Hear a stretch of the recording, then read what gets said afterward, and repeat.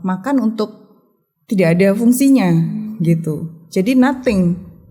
Terus buat apa kita makan yang tidak ada nutrisinya buat tubuh? Padahal sebenarnya kalau kita mau lihat untuk menjadi sehat itu sebenarnya kalau menurut saya itu sangat murah.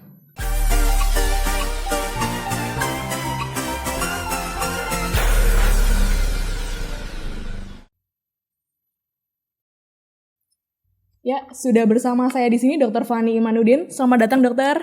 Ya, terima kasih. Ya, Dr. Fani adalah dokter spesialis metabolik and anti-aging, benar dok ya? Ya, benar. Tapi dokter juga di Instagram aktif membahas mengenai body estetik. Ya, benar. Tetapi kalau saya memang lebih spesifik untuk anti-aging. Jadi lebih ke arah nutrisi, kemudian perbaikan hormonal, lalu exercise. Karena di anti-aging itu memang fieldnya luas. Tidak hanya dari sisi estetiknya aja, tetapi kalau kita memperbaiki dari sisi lifestyle, nutrition, exercise, dan juga sampai ke hormonal balance, nah itu akhirnya bisa berefek ke bodinya juga gitu. Dokter ini kan juga aktif punya akun Instagramnya Hai Dr. Fan ya, untuk mengkampanyekan pola hidup sehat. Pola hidup sehatnya seperti apa sih dokter? Apakah lebih ke pola tidur, pola makan, olahraga, ataukah ketiganya? Sebenarnya cakupannya banyak. Jadi di dalam konten-konten saya yang di Hai Dr. Fan itu memang mencakupi 6 lifestyle issues gitu. Jadi yang paling mendasar, mulai dari exercise, kemudian sleep, pola tidur, terus kemudian nutrition, lalu food addiction, dan juga selain itu stres juga termasuk di dalamnya, dan kekurangan serat gitu. Jadi 6 lifestyle issues yang paling mendasar yang harus kita perbaiki dulu gitu. Dari setelah itu baru nanti maju lagi ke problem-problem kesehatan yang akhirnya memberikan dampak ke berat badan kita supaya bisa lebih ideal dan juga bisa kita lebih sehat. Untuk sasarannya dokter, apakah menyasar anak muda saja atau masyarakat urban secara keseluruhan? Targetnya adalah secara keseluruhan masyarakat urban, terutama memang yang saat ini sedang tengah bergelut dengan pandemi ya. Jadi tentunya sebenarnya sih campaign ini sudah saya lakukan itu sejak 5 tahun yang lalu.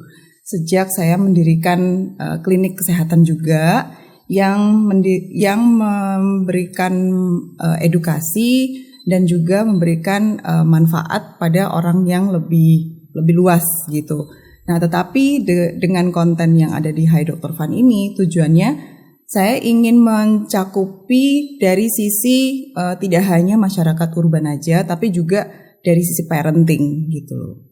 Jadi mulai dari parenting bisa memberikan edukasi kepada anak-anaknya supaya bisa lebih menjadi masyarakat yang lebih sehat. Dengan ini kan banyak fenomena yang selebgram, artis atau idola yang mereka ini sebenarnya lebih gampang untuk menyebarkan isu kepada orang-orang, dan orang lebih gampang percaya daripada pakar kesehatan yang memang mumpuni di bidangnya gitu dok. Tanggapan dokter sebagai seorang pakar kesehatan seperti apa? Jadi saya juga melihat ya ada plus minus dari issues yang tadi disebutkan Mbak Fitria ya. Karena kalau saya lihat orang-orang itu kan cenderung lebih percaya atau lebih mengikuti apa yang dilakukan oleh selebgram. Tetapi kita juga harus melihat sebenarnya apakah selebgram itu memiliki background kesehatan ataukah dia hanya juga hanya semacam ikut-ikutan saja atau semacam trending saja gitu. Nah, tentunya kalau misalkan dari pandangan saya sebagai dokter dan juga mengerti akan kesehatan, tentunya akan sayang sekali jika kalau yang diikuti itu ada metode-metode yang tidak sesuai dengan evidence base gitu loh. Jadi tidak sesuai dengan ilmu kedokteran gitu ya, kan akan sayang sekali. Nah, justru itulah kenapa saya di sini berusaha juga untuk membuat suatu konten-konten atau edukasi yang bisa secara medical itu dipertanggungjawabkan gitu. Nah, kalau untuk sampai mereka mengikuti apa yang dilakukan oleh selebgram itu semuanya sih memang sah-sah aja ya pemilihannya, tetapi tentu harus lebih wise kalau kita melihat background dulu dari selebgram yang diikuti gitu. Apalagi sekarang lagi rame yang ada keto diet, intermittent fasting gitu. Kan setiap orang memiliki kondisi tubuh yang berbeda, Dok ya. Yes, benar. Jadi ketika kita ngelihat selebgram melakukan itu, sebenarnya yang harus kita lakukan pertama kali apa sih, Dok? Ataukah kita pergi ke pakar kesehatan atau mencari tahu sendiri lebih lanjut apakah diet yang dilakukan oleh selebgram itu cocok dengan tubuh kita? Ya, jadi kita sebenarnya kalau misalkan ada informasi-informasi tertentu, memang sekarang ini kan dunia informasi sangat terbuka ya, melalui Google atau melalui yang lain. Sebaiknya memang kita harus berkonsultasi dulu gitu loh, apa sebenarnya yang cocok untuk lifestyle kita, karena tidak semua orang bisa menerapkan konsep diet yang sama dengan orang lain, karena tiap orang itu memiliki personality yang berbeda, memiliki genetik yang berbeda, memiliki biomolekuler sign yang berbeda juga gitu. Jadi kalau misalkan harus mengikuti sesuatu, tren sesuatu, apalagi diet tertentu, ya tentunya harus disesuaikan dengan history kesehatannya seperti apa gitu. Lalu ada yang disebarkan lagi oleh yang si selebgram ini, Dok ya. Apa yang mereka ketika mereka melakukan untuk pola hidup sehat nih, biasanya yang mereka posting kan gak jauh-jauh dari diet catering diet, terus membership gym yang itu harganya tidak murah. Jadi yang orang awam tahu pola hidup sehat itu tidak murah, Dok. Sebenarnya apakah benar, Dok? Hidup sehat itu butuh biaya yang besar. Sebenarnya sehat itu karena kalau kita bilang mahal ya, itu sebenarnya relatif. Jadi kita memandang dari sudut yang mana.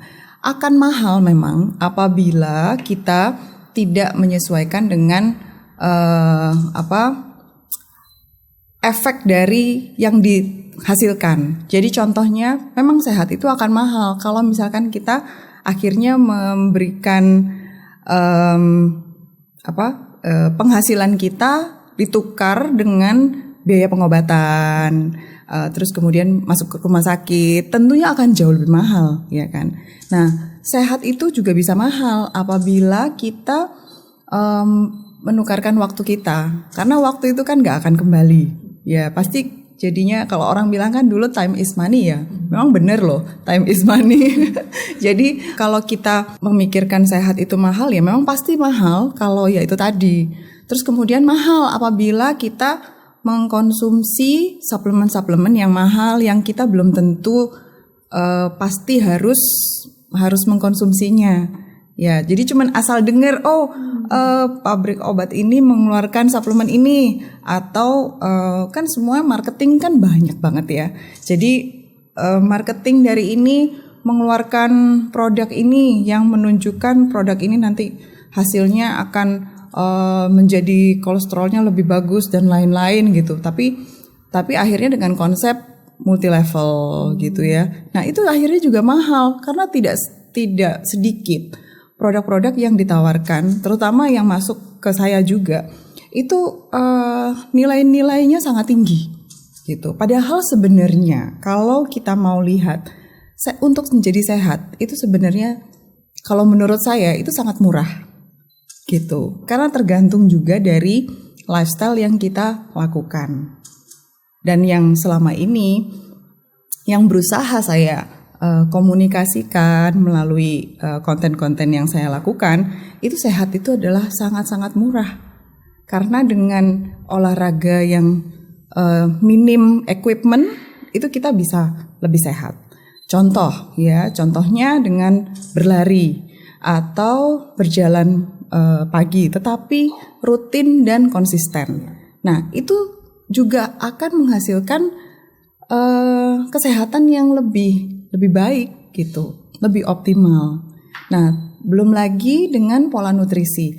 Kalau kita mengikuti pola nutrisi yang sehat, maka sebenarnya bahan-bahannya itu ada di sekitar kita.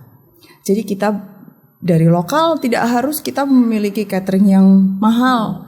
Tidak perlu kita ya itu semua pilihan ya. Jadi kalau misalkan mungkin mau ingin lebih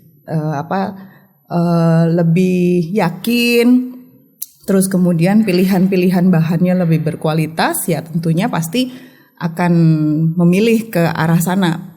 Demand masyarakat ini nanti akan makin lama makin mengerucut gitu.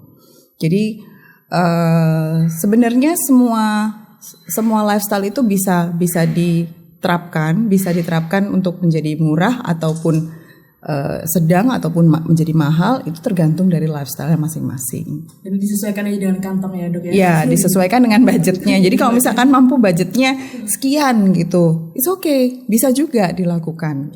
Jadi saya pun saat ini sedang men-challenge beberapa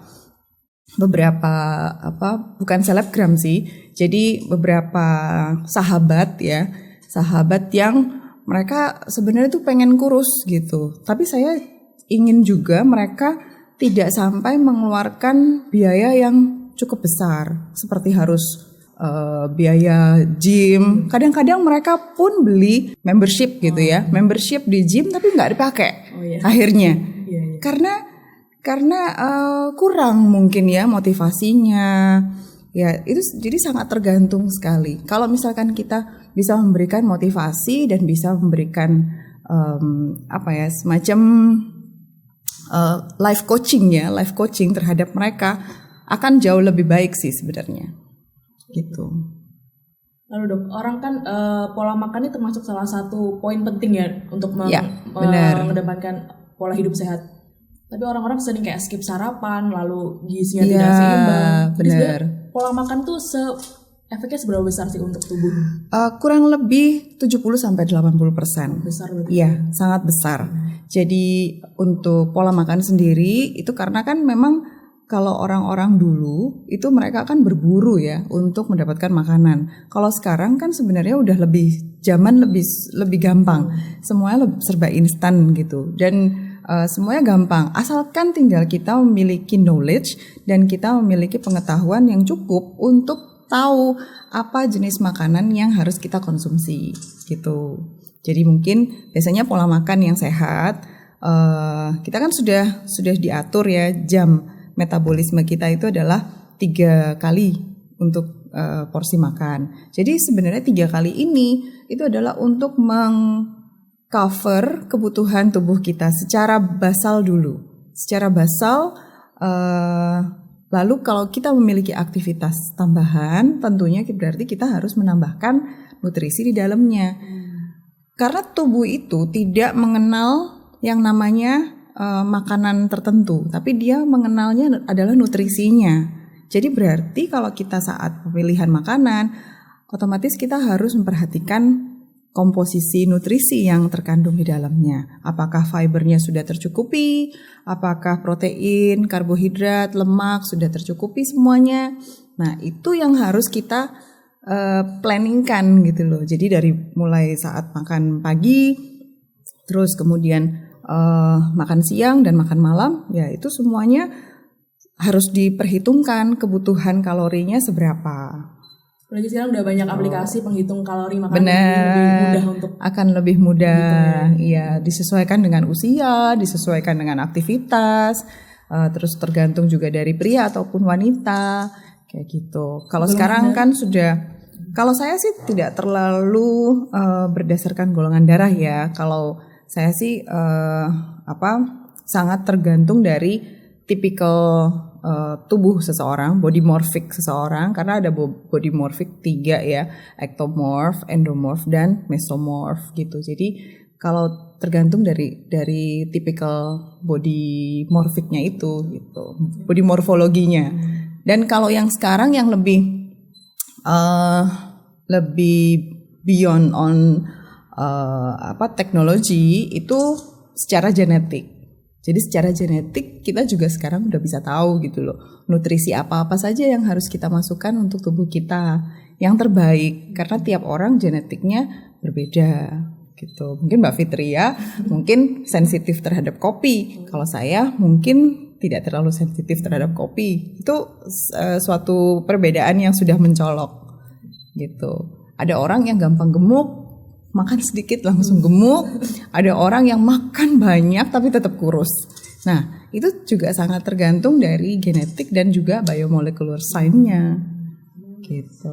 Ya tentang kopi tadi dok, kan sekarang lagi booming banget ya coffee shop, terus boba, minuman sudah boba gitu. Nah itu. Saya dengar nih katanya boba juga susah untuk dicerna oleh tubuh dok. Apakah benar? Ya, karena sebenarnya tuh boba itu kan adalah, kalau setahu saya adalah dari tepung ya, dari tepung tapioka. Lalu kemudian dia bisa banyak juga ada dari tapioka, dari singkong ya. Nah, cuman dari prosesnya. Setiap bahan makanan yang diproses itu biasanya nilai kalorinya akan menjadi lebih tinggi, gitu. Apapun jenis makanannya. Jadi contohnya yang sehat saja. Kalaupun awalnya bahan makanannya itu sehat, setelah dia diproses menjadi lebih dicampur dengan macam-macam, ya, apalagi di frozen, ya, nilai kalori atau nilai nutrisinya akan menjadi lebih rendah. Nilai nutrisinya yang lebih rendah, sedangkan nilai kalorinya lebih tinggi, gitu. Nah, beda ya, nilai kalori lebih tinggi, tetapi nilai nutrisinya rendah. Jadi otomatis kita sebenarnya makan untuk tidak ada fungsinya, gitu. Jadi nothing. Terus buat apa?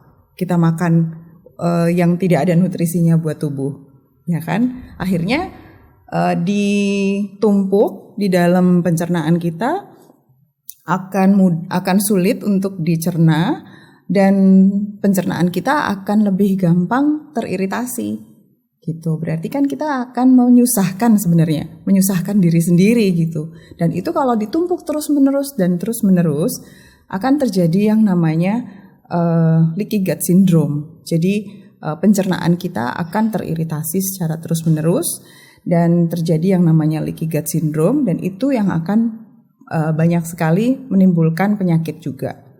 Gitu. Sama seperti jus buah, apakah juga berpengaruh dok ketika buah di blender? Kalau jus buah saat di blender, ataupun kalau sekarang kan lebih bagus itu di slow juice, pakai slow juicer ya, supaya nilai nutrisinya tidak, vitamin dan mineralnya tidak berkurang. Kalau langsung diminum itu akan jauh lebih bagus karena kita bisa mendapatkan serat sekaligus dengan kandungan vitamin yang ada di dalamnya. Lalu juga water ya, dan gula, tapi gula yang lebih sehat ya, dari buah. Tetapi kalau misalkan kita simpan, nah sekarang banyak tuh kan jus-jus yang disimpan kemudian diawetkan juga, diberikan apa tuh namanya pengawet. Nah tentunya ya pasti jadi tidak sehat gitu. Ya itu semua balik lagi ke lifestyle-nya ya. Memang dunia marketing pabrik ya tentunya pasti mereka menggunakan bahan pengawet. Ya tetapi mungkin dalam dosis yang kecil gitu sehingga tidak membahayakan manusia.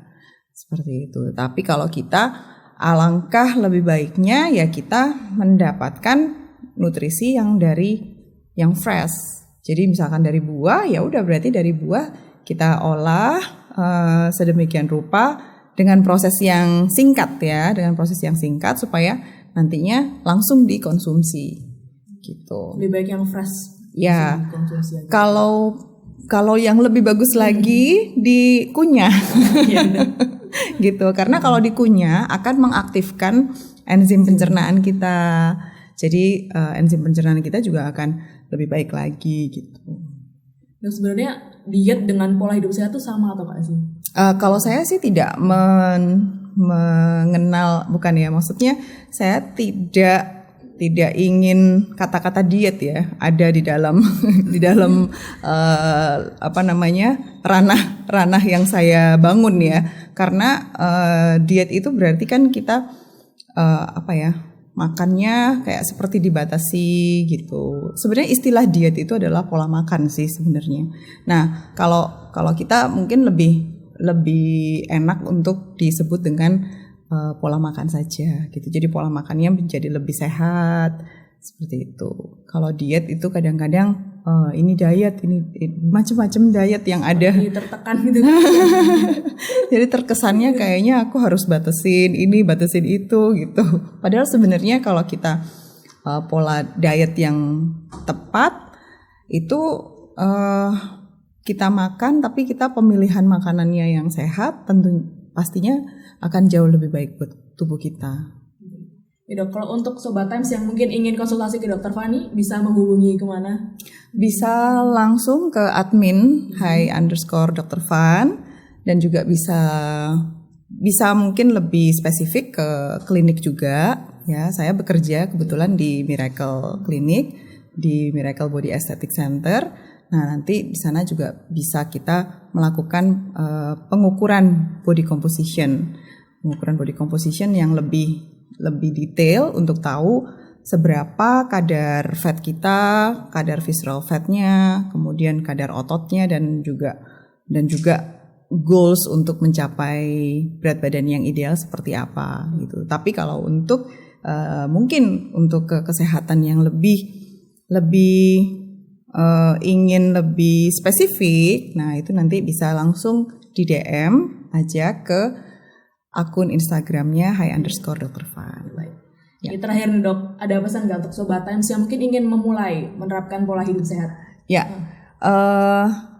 untuk teman-teman yang ingin menerapkan hidup sehat, tentunya tidak ada kata terlambat ya, karena we can start in every time, everywhere we are gitu ya. Jadi kita bisa mulai start kapan saja, dan setelah kita mulai start kita harus melakukannya secara konsisten dan butuh motivasi diri.